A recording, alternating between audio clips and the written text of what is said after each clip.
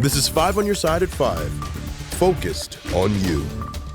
A new summer concert series is aiming to drive people to downtown St. Louis. Tonight, the organizers push back on downtown being dangerous and call on families to come out to the event. Thanks so much for joining us. I'm Kelly Jackson. And I'm Mike Bush. Greater St. Louis Incorporated is hosting the first ever Downtown Summer Nights at Kiener Plaza.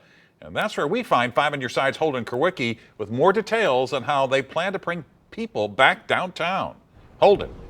Well, Mike, I've spent the day hanging out here in Kiener Plaza, speaking with organizers who tell me that the draw tonight is, of course, the DJ, but they also plan to spend some time trying to dispel the myths about safety downtown all summer long. Now, starting tonight, Downtown Summer Nights is the official start to Greater St. Louis Incorporated's plan to not only draw people downtown for free concerts, food, and drinks, but to highlight all that the city has to offer.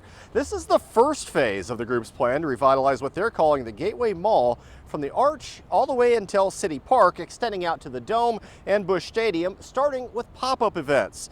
I asked Chief Downtown Officer Kurt Weigel why he believes this plan will succeed where similar plans have failed in the past. We're working together, civic-minded businesses at GSL, in the mayor's office, the city, in order to drive safe, vibrant, and beautiful.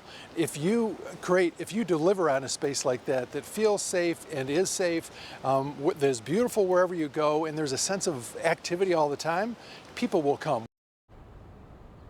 Weigel says despite claims that downtown is in a 5-alarm crisis due to the crime is actually down in downtown 40% over the last year and a half. I'll have more on the plans for Downtown Summer Nights and how they plan to keep you safe coming up at 6 o'clock. Reporting live in downtown St. Louis, Holden Kerwicki, 5 on your side. Right now, a community is coming together for a cyclist who was recently injured in a hit and run in St. Louis. It happened last week on Gravois Avenue. And tonight, Annie Krall spoke with employees and cyclists at the nonprofit where the injured man works. Annie. Mike and Kelly, ironically, Mike Taylor teaches bike safety at St. Louis Bee Works, which provides free classes about bike mechanics and safety. Taylor was heading home from work last Thursday when a driver came out of the Quick Trip on the border of Tower Grove East, hit him, and drove off. Taylor was left with 8 broken ribs and an extreme amount of road rash. He spent 4 days at SLU Hospital, racking up a significant amount of medical debt.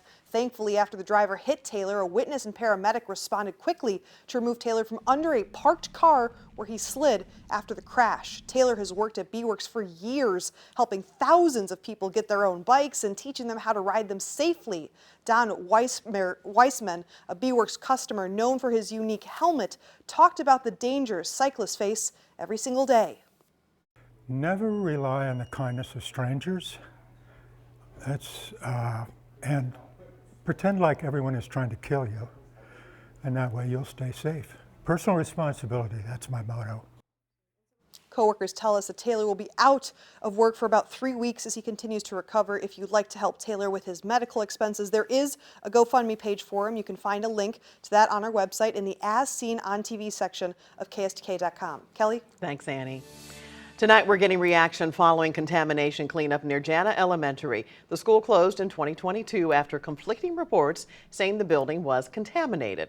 This week, the U.S. Army Corps of Engineers announced it finished removing contaminated soil on the banks of nearby Coldwater Creek. The creek was contaminated by radioactive waste from the first atomic bomb. Jana Elementary's former PTA president says she is glad the area is now safe. This just means that a very small section of a 14-mile creek they are actively remediating is a little safer. And I think that, of course, that's good. We needed to make sure our kids were safe. Local advocates have been fighting for federal legislation to compensate contamination victims. The goal was to expand and extend the Radiation Exposure Compensation Act and include Missouri. However, that program is set to expire tomorrow. Well, we have another nice day in our future. Let's check in with Chief Meteorologist Scott Connell for the Weather First forecast. Gorgeous outside, Scott. It's gorgeous outside right now, and it looks absolutely outstanding for tomorrow, but I am the bearer of some bad news. There are changes to the weekend forecast. The weekend forecast is now looking wetter with the highest rain chances for Saturday morning. And then more rain chances added into the forecast for Sunday, especially going south and southwest of St. Louis.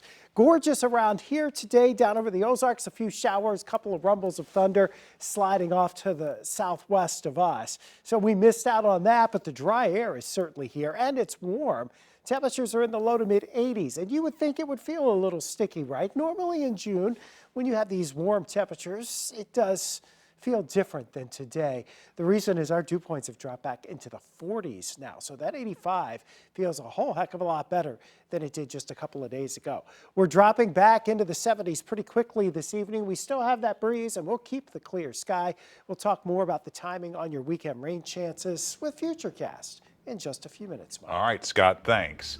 This weekend, a new exhibit called Gateway to Pride will open at the Missouri History Museum. And tonight, 5 on Your Side is partnering with the museum to preview the new work. Meteorologist Jim Castillo, along with anchor and reporter Travis Cummings, will host the program.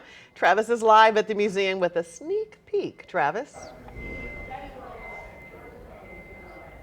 Hey, Kelly and Mike, right now, curators and staff are putting the finishing touches on Gateway to Pride, and they're letting us in for a sneak peek. Take a look at the entrance here. This is the Putting Gender and Sexuality into History section, the first section you see when you enter the new collective. In the first corner there, you can see an area that stresses pronouns and properly identifying people by what they want to be named. Very important in this community.